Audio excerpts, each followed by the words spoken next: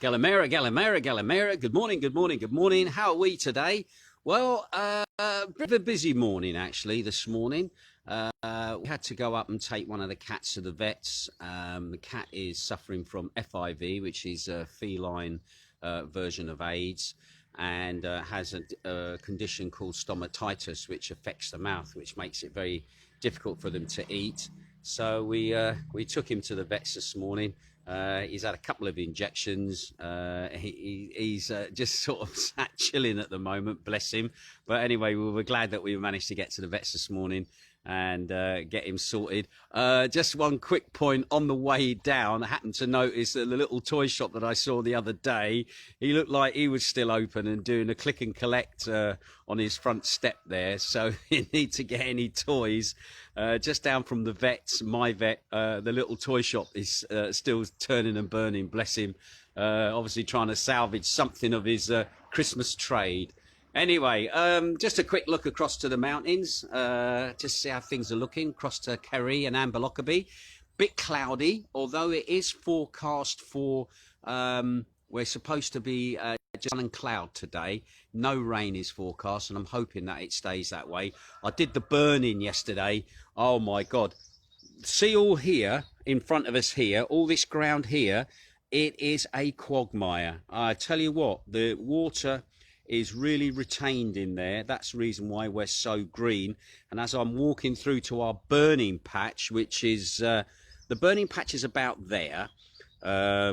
Basically I was up to my ankles in mud, and I was so pleased I was wearing a pair of Crocs and bare feet going through to do the burning, because I needed to hose myself down once I got out after managing to burn the stuff. So be aware at the moment, certain places around this area are very, very waterlogged at the moment. So if you are doing a burning, we're speaking to a friend of ours, Carol, up the road, and she's trying to pluck up the courage to do a burning at the moment. But she's going to let a few more days, and hopefully it'll dry out a bit more for her. Anyway, looking down to the back, there's Yanni, our landlord. He's surveying his estate, looking down towards Laguna, and also where is it, Kalamaki, as the crow flies. Again, it's looking a bit cloudy, but not too bad. Oranges are doing well, or the portocales, as the Greeks call them. They're doing all right at the moment, and yeah, it's a beautiful day. And of course, today is the last day of the celebrations for St. Denis. Around about 11 o'clock, we should get a lot of gunfire as St. Denis is returned to his little area inside the cathedral in town, ready until next year, when he'll come out again around about August time, or in August time, and we'll see where we are by this time next year as well. Anyway, just a quick look at Mr. Boots. He's sat here. He's obviously coming to join me as I do the broadcast. Anyway, let's quickly switch the cameras around and quickly reappear. There we are. How are you doing? I'm here. Let's have a look at some of the news and what's been going on in the last 24 hours here in Greece. 18th of December, 7 days till Christmas. Can you believe it? Okay, day 41, maybe 42 of lockdown. We've all lost count at the moment. And once again, a quick reminder, if you want to book accommodation for next year at Magdalena's Bar, all right, in the Magdalena's studio apartments upstairs, don't forget, it is a 10% discount if you book up until the end of February. And if you want to go and look at them, or basically make a booking, it's Magdalena's Studios.gr, Magdalena's Studios.gr, all right, and you'll find them there. And guess what? Get yourself booked, because I know there are people booking up there. Amanda just says we are due a power cut at 11 a.m. today for an hour. Right, cheers for that, Amanda. I shall get straight to the news. Right then, okay, so COVID figures in the last 24 hours then. We've had 1,155 new infections across the country. The total infections to date now, since the pandemic started, is 128,710, of which 52% of those are male who have succumbed to the disease. Regarding the Ionian Islands at the moment, no new cases here in Zakynthos. However, there was 2 new cases reported in Corfu. All right, but other than that, we haven't had anything new here at the moment. There was only 78 deaths yesterday, raising the total death toll now to 3,948, and the average age of those people is 79. And I've got little Georgie coming to say hello as well and giving boots a clean. Right, the gender of the fatalities, if you're curious, mainly it's been males that have been succumbing. 2,363 men and 1,585 women. They all had underlying conditions or were over the age of 70. However, there has been a few very exceptional cases of younger people passing away through the disease. Critical cases at the moment, which is the thing that everybody's looking at the moment. At the moment, there's 542 people, of which 377 male and 165 are female, in ICUs across the country. Their average age is about 66 years, and 77% of them have underlying health issues or are over the age of 70. Anyway, other news then, the Deputy Civil Protection Minister, Nikos Hadrialis, has been on a fact-finding mission in Thessaloniki, and yesterday he held an emergency press conference which he announced they were going to tighten up the restrictive measures for the following locations, which are Elfasina, Aspercoris, I think that's pronounced, and Mandra. Now they're going to go into another form of curfew starting from today, and from 6 a.m. Starting from 6 o'clock at night until 5 o'clock in the morning. They're on an extra curfew, those people. So they're going to be locked down more severely than what we are. We have a curfew from 9 o'clock up until 5 o'clock in the morning. They're getting one from 6 o'clock up until 5 o'clock in the morning. The only time they're allowed out of their houses, the same as with us, is if it's for a medical emergency. Anyway, a leading government expert advised the Greek government has warned the rule setting the maximum number of people gathering over the Christmas period at 9 may have to be reviewed, after we were only told yesterday, yeah, you can have up to 9 people from 2 different households coming into you, not family, but households coming. It looks like they're now looking at maybe changing the number of people allowed in the house over the Christmas period. However, if necessary, they said they'd revoke the situation. It deteriorates. Any changes to the measures will depend on the epidemiological data as we draw near it to the festive period. Anyway, knowing the way the Greeks are, I think it'll be interesting to see how they're going to enforce that. Will the police have the right to come into your home and count heads? If you've got too many cars parked outside of your house, that will be one example that you've got too many people in.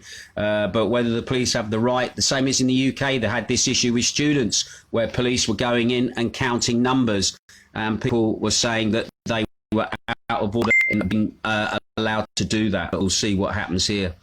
Anyway, meanwhile, the president of the European Commission, not one of my favourite characters, to be honest, Ursula von der Leyen, she's confirmed that vaccine against COVID will begin across the EU on December the 27th, the 28th and the 29th.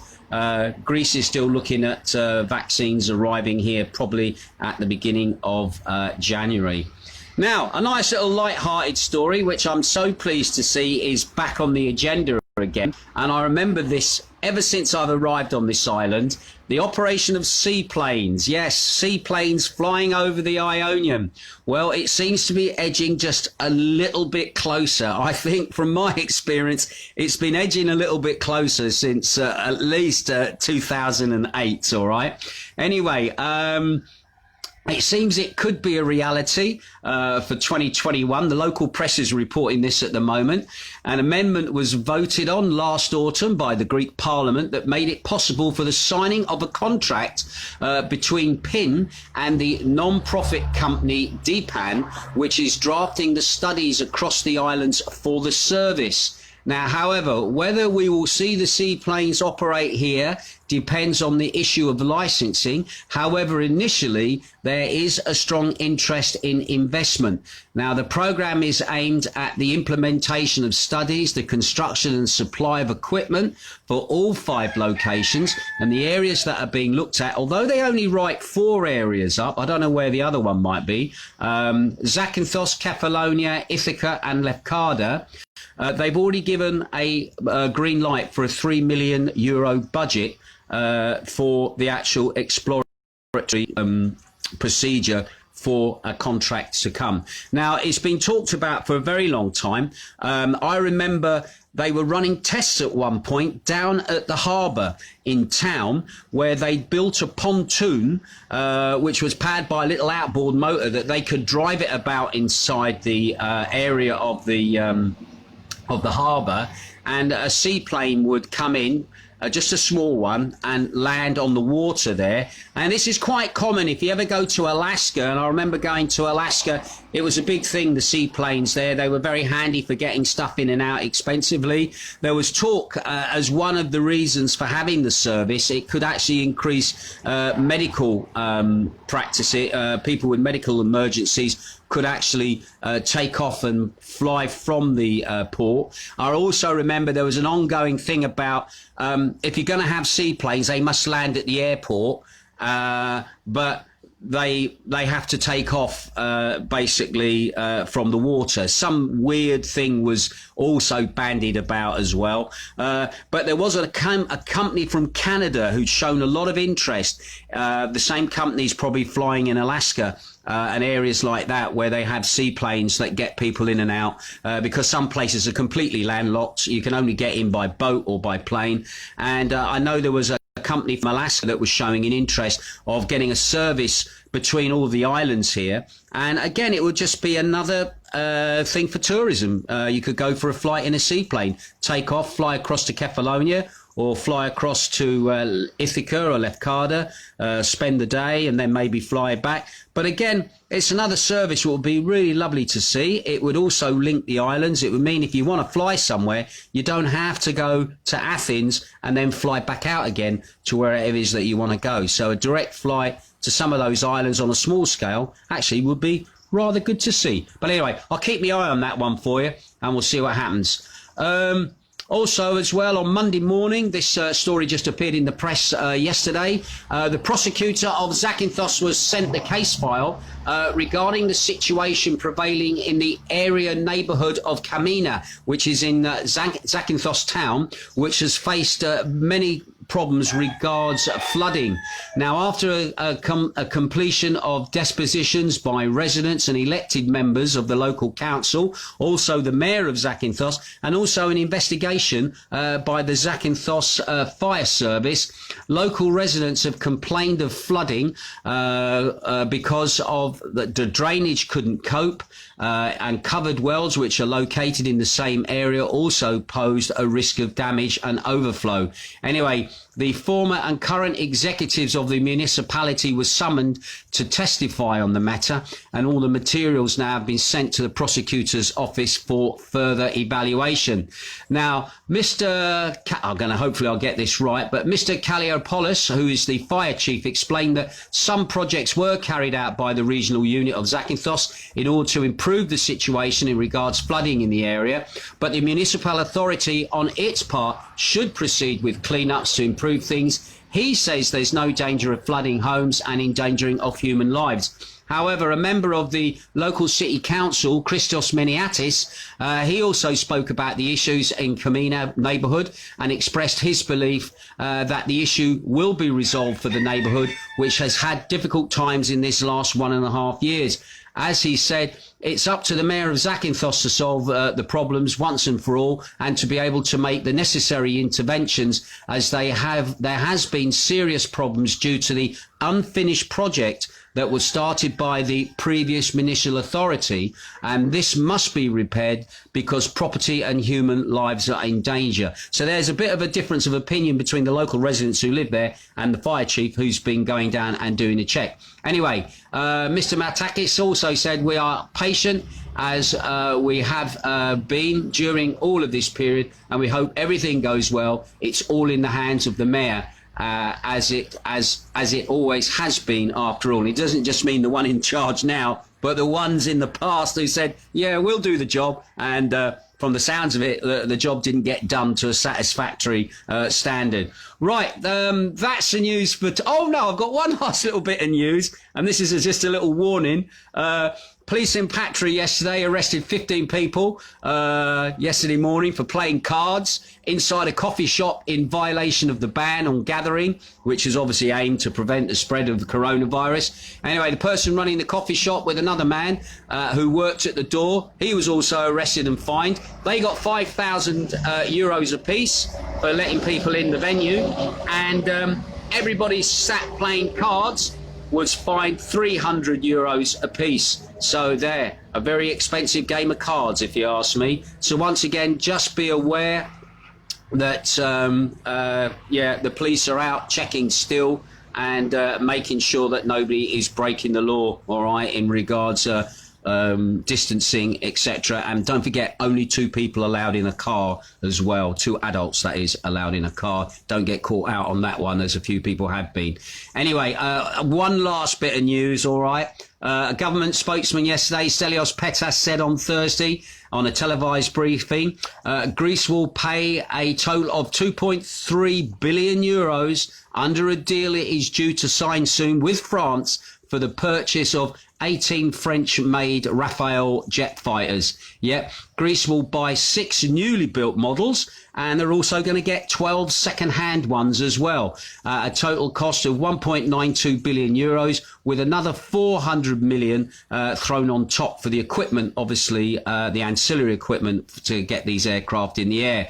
Now, Athens aims to boost its armed forces and defence capability with new jets, frigates and arms as tensions over the energy resources in the Eastern Mediterranean region grow and relations with neighbouring Turkey are fraught with disagreements. Yeah, that's something that's been ongoing, actually, all the way through the pandemic. There's been tensions between Greece and Turkey. It's not really been making it into the mainstream media of the rest of Europe, but certainly here in Greece it has. We've been that close to war with Turkey over these last few months, and with the intervention of the French, intervention of the Americans, obviously, and also the intervention of Russia to a degree as well, things are kept on a bit of a stable keel. However, situations and escalations with the regime of Turkey and President Erdogan, who's now made himself a man for life in the job, kind of a dictator really, basically has caused lots of tensions here in the Mediterranean. Not only that, with the Russians helping Turkey drill oil out as well. It's not only just the oil situation, but it's the ecological damage that could be caused to this area, and the fragility of things like the turtles with oil spills, exactly, because when you start drilling for oil, you're going to get spills. No matter how much they say they'll avoid them, they're going to happen at some point. But the main thing is that the rule book seems to be rewritten.